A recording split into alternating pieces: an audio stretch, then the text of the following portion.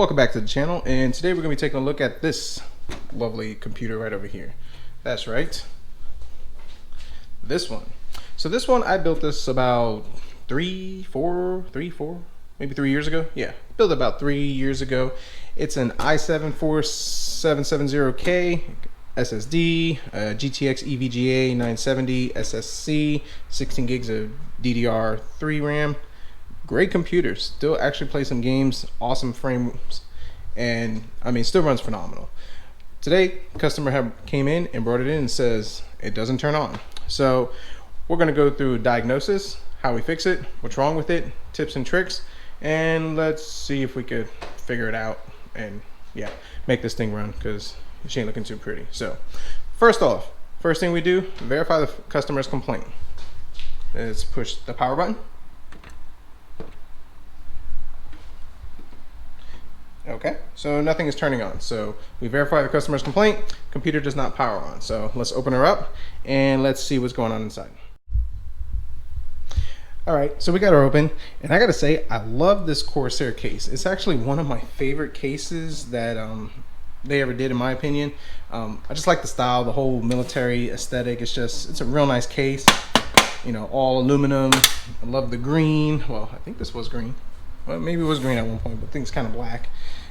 Just amazing case. I love the little, lift the little thing over here and for the reset, and yeah, this is just a really cool case, and you can't find them right now. And people who sell these cases, they sell them for like $100–200, and yeah, I don't want to spend that type of money. And I already told the customer, whenever he upgrades and gets a different case, I call dibs on this, because I definitely like this case and I see potentials for different projects in the future.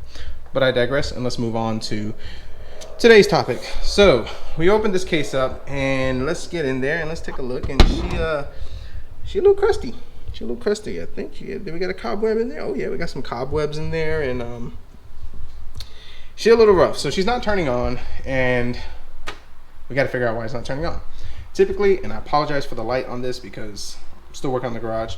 Typically, the first thing I like to do anytime I work on a computer is clean it out. So I'm going to take my dust buster thingy, my bobby over there. I'm going to go ahead and blow all this dust out over here and get it out. I mean, as you can see, it's yeah, does that come out in the camera? Maybe, I don't know. Yeah, it's a little crusty. So anyways, we're gonna blow all this dust out, and then we're gonna try turning it on. I've actually had experiences sometimes where the dust has actually created a short or whatever. I clean up the dust and this thing will fire up. So I've had that happen before, and we're gonna give that a shot over here. So let's put the camera down, give this thing a quick cleaning with our X-Power blower duster. I forget what these things are called. What are they called?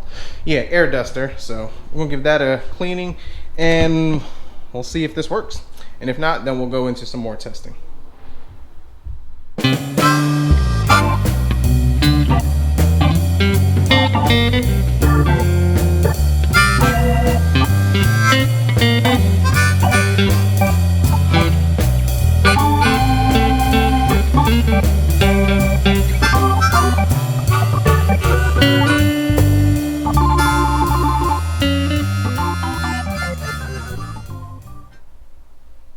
All right, so we dusted it all out, and she was pretty dusty. I mean, dust flying everywhere. So let's try it again. Let's see if she wants to turn on.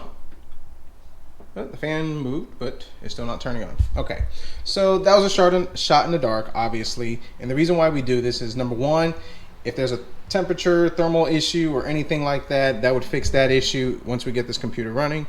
Number two, when I fix computers, I like to give customers a nice looking computer back. You know, I want it nice and clean, presentable, and I don't want this thing coming back to me for an issue that I could have avoided. So a quick cleaning like that is something great to do for your customers. You take care of them, and they'll always come back, and they'll definitely be happy. So that's clean, and I'll probably do a little more clean. We still got a little dust over here that we need to do. So I'll probably take a brush and just kind of go through all this and just get as much, because there's still more dust. I mean, I'm not going to get this thing perfect, but it's definitely going to be better than what it was. So all right, power supply is still not turning on. So next thing we're going to do is we're going to test this power supply real easy, real quick, to rule out whether it's the power supply or whether it's a motherboard or whether it's even a switch. And I've had these switches go bad, and that was the simple issue. So let me grab a tool and we'll show you how we do it. All right, so the easiest way to test the power supply without going into the whole rocket science thing is just turn it on. And the easiest way to turn it on without to rule out the power switch or anything else is you can use one of these. These comes with power supplies. Anybody who's bought power supplies, these come with it, and this shorts out the power supply, turns it on, and then everything works. So you can make your own. A lot of people make their own. I just use the ones. I got like a dozen of these, and you can get them online real cheap, Amazon, whatever. So first thing I like to do is I like to unplug everything from the motherboard. So we're gonna go ahead and unplug the power, the CPU power one, unplug the video card one. All right, there we go. And then there's ones in the back for the, dadgummit, can't reach it, for the hard drives. I mean, more than likely I'm gonna have to take out the power supply anyway, so it's a good way to get ahead. That one's not really mounted in there, but we'll fix that up for the customer. All right, so that's done. That's pretty simple. And then just go ahead and disconnect this power supply, the 24 pin. All right, let's get back over here, disconnect this, and let's plug in the connector. All right, let's go ahead and let's plug this in. All right, it's plugged in. This is plugged in over here, and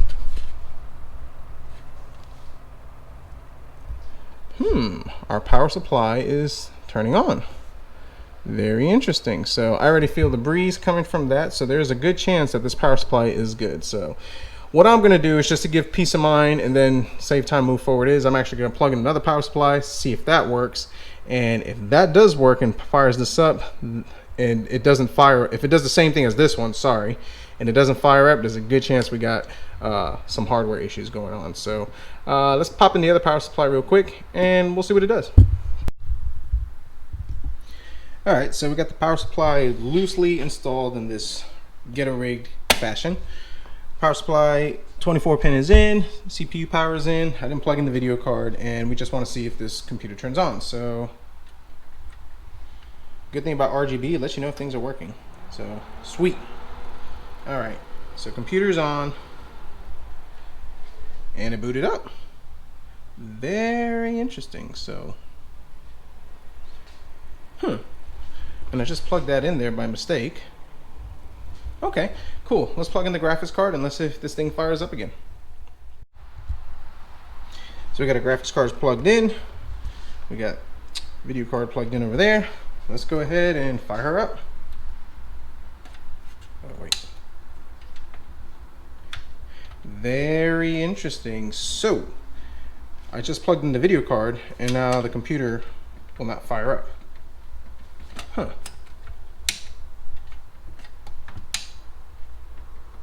Very interesting. So let's take these suckers out.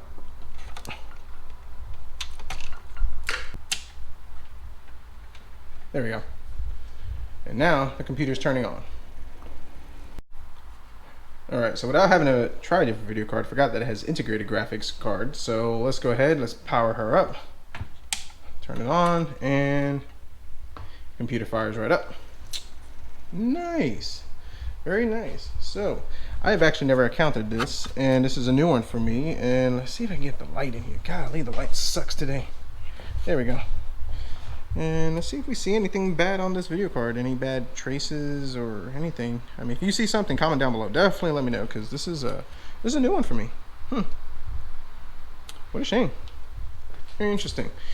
So it seems this video card is not firing up, and I'm not sure why.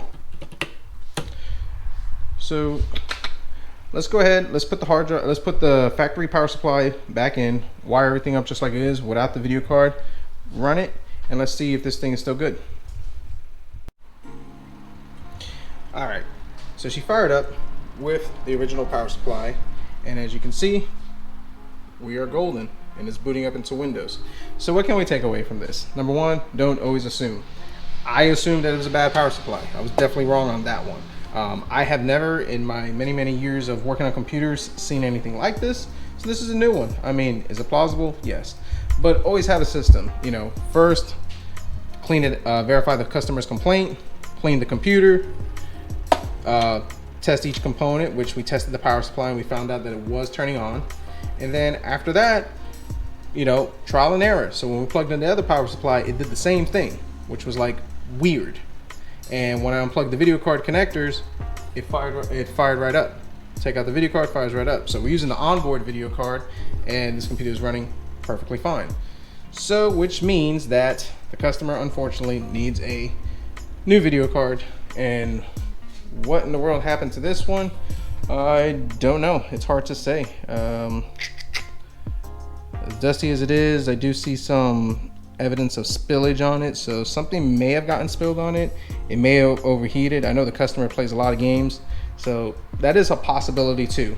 I did try in another video card just to verify that it wasn't the PCI Express port, and I did that off camera, and this video card, this RX 550, worked. And yeah, so I did verify that it wasn't the PCI Express port. So yeah, that's where we're at with it. So this video definitely took a turn for something totally different. I did not expect it to be the video card, which teaches us don't assume, test your stuff, and make sure you have spare parts lying around. So yeah, that helps.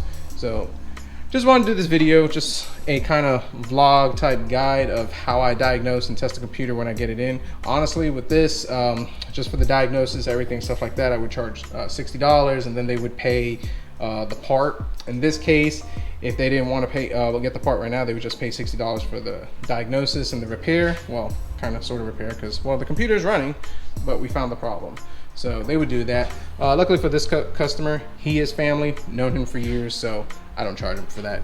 And we'll let him know and tell him, hey, time to buy a video card. So that's where we're at with it. So thanks for watching. Comment down below. Let me know what you think of my diagnostics and what you could have done better, or what I could have done better. Subscribe, hit the like button if you like the video, and we'll see what we come up with next.